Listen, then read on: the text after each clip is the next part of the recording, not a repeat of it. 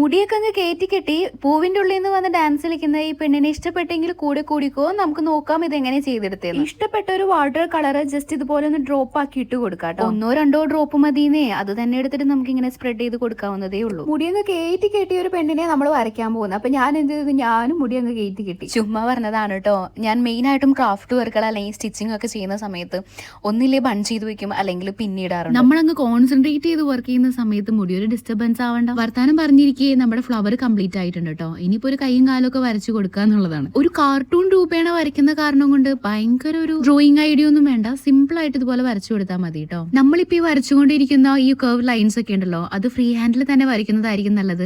അപ്പൊ തന്നെ ഒരു ഒറിജിനാലിറ്റി ഫീൽ തോന്നും. അത് തന്നെയാണ് നമുക്ക് ആർട്ടിലും ക്രാഫ്റ്റിലൊക്കെ വേണ്ട കാര്യം. പിന്നെ ഈ ഒറിജിനാലിറ്റി ഫീൽ എന്ന് ഞാൻ ഉദ്ദേശിച്ചത് ശരിക്കും ഒരു പെണ്ണിനെ പോലെ തോന്നും എന്നല്ല. നമ്മൾ വരയ്ക്കുന്ന ഈ കർവ്സ് ഒരു ആർട്ടിഫിഷ്യൽ കർവ്സ് ആയിട്ട് തോന്നണ്ടെന്നാണ് ഞാൻ ഉദ്ദേശിച്ചത്. പിന്നെ ഇത്തിരി മിനുക്ക് പണികളും കൂടി ആവാം അല്ലെ.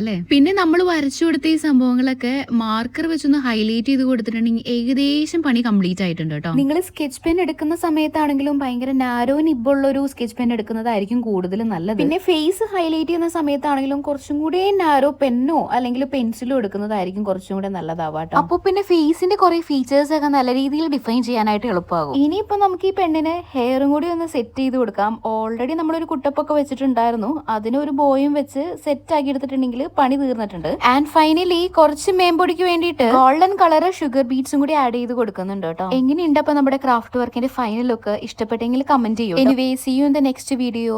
ബൈ.